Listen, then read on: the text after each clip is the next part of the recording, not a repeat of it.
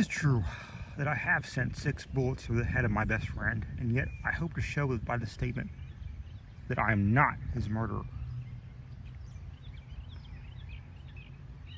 At first, I shall be called a madman, madder than the mad I shot in this cell at Arkham Sanitarium. Later, some of my readers will weigh each statement, correlate it with the known facts, and ask themselves how I could have believed otherwise than as I did after facing the evidence of that horror, that thing on the doorstep.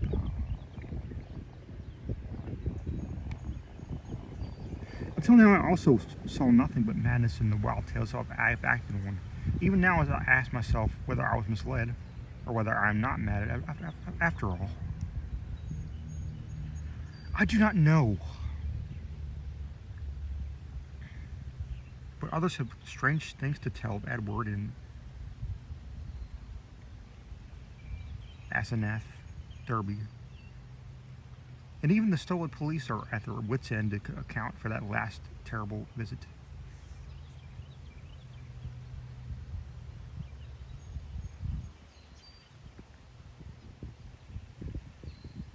They have tried weekly to concoct a theory of a ghastly jest or a warning by discharged servants. Yet they know in their hearts that the truth is something infinitely more terrible and incredible. So I say that I have not murdered Edward Derby. Rather have I avenged him, and in so doing, purged the earth of a horror whose survival might have loosened untold terrors on all mankind. There are black zones of shadow close to our daily paths.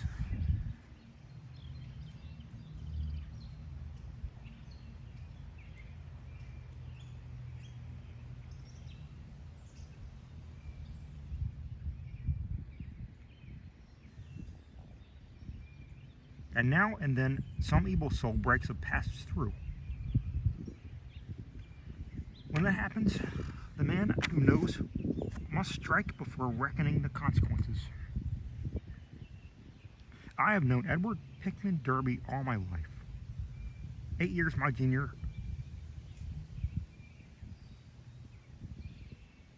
He was so precocious that we had much in common from the time he was 8 and I 16. He was the most phenomenal child scholar I have ever known. And at 7 was writing verse of a somber, fantastic, and almost morbid cast, which astonished the tutors surrounding him. Perhaps his private education and coddled seclusion had something to do with his premature flowering.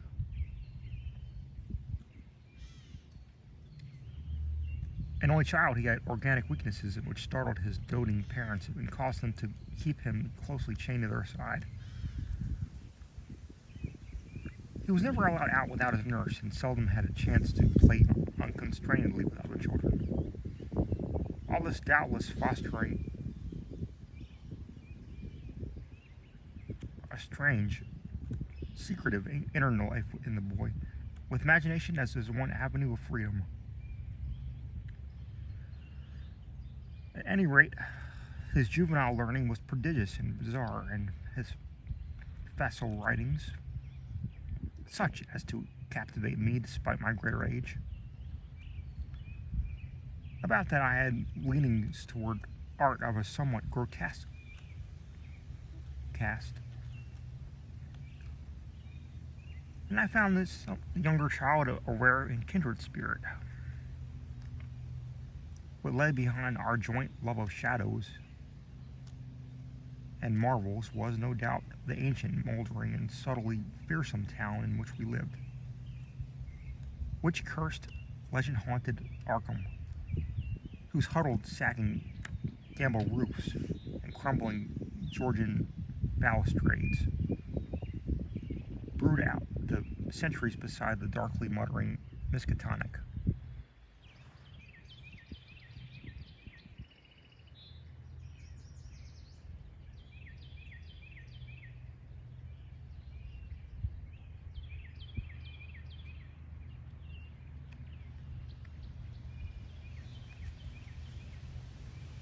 As time went by, I turned to architecture and gave up my design of illustrating a book of Edward's demonic poems. Yet our comradeship had suffered no lessening. Young Derby's odd genius developed remarkably, and in his 18th year, his collected nightmare lyrics made a real sensation when issued under the title Azathoth and Other Horrors. He was a close correspondent of the notorious Baudelaire poem Justin Jeffrey, who wrote The People of the Monolith and died screaming in a madhouse in 1926 after a visit to a sinister, ill-regarded village in Hungary. In self-reliance and practical affairs, however, Derby was greatly retarded because of his coddled existence. His health had improved, but his habits of childish independence were fostered by overcareful parents, so that he never traveled alone, made independent decisions, or assumed responsibilities. It was early seen that he would not be equal to a struggle in the business or professional area, but the family fortune was so ample that this formed no tragedy. As he grew to years of manhood, he retained a deceptive aspect of boyishness. Blond and blue-eyed, he had the fresh complexion of a child, and his attempts to raise a mustache were discernible only with difficulty. His voice was soft and light, and his pampered, unexercised life gave it a juvenile chubbiness rather than the consciousness of premature middle age. He was of good height, and his handsome face would have made a noble gallant had not his shyness held him to seclusion and bookishness.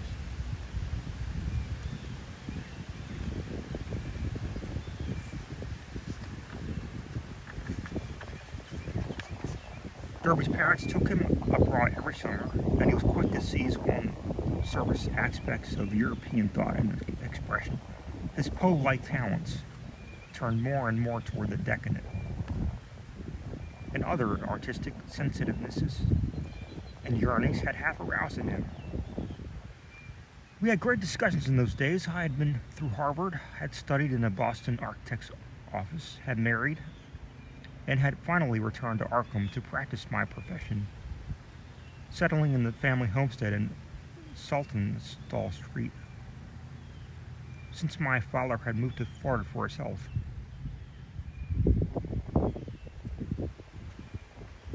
Edward used to call almost every evening, till I came to regard him as one of the household. He had a characteristic way of ringing the doorbell, or sounding the knocker that grew to be a veritable code signal, so that after dinner I was listening for the familiar 3 brisk strokes, followed by 2 more after a pause. Less frequently I would visit at his house and note with envy the obscure volumes in his constantly growing library.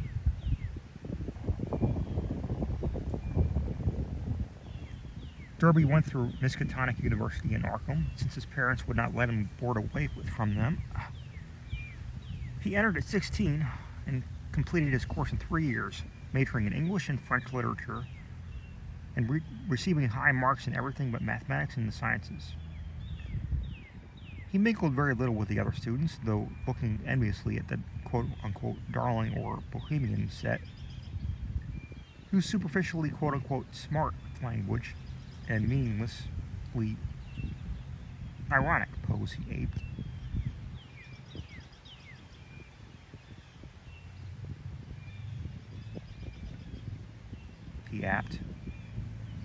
And whose dubious conduct he wished he dared adopt.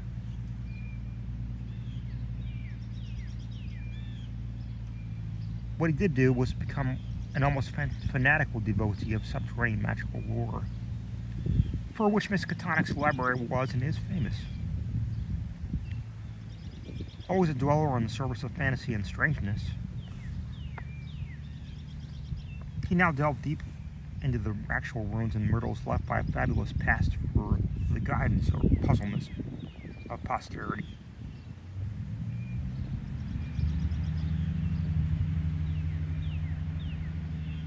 He read things like the frightful Book of Ivan, the Unausprechlichen Kulten of von Jons, and the forbidden Necronomicon of the mad Arab Abdul al-Hazrad, though he did not tell his parents he had seen them. Edward was 20 when my son and only son was born, and seemed pleased when I named him the newcomer, Edward Derby Upton, after him. By the time he was 25, Edward Derby was a prodigiously learned man and a fairly well-known poet of fantasies.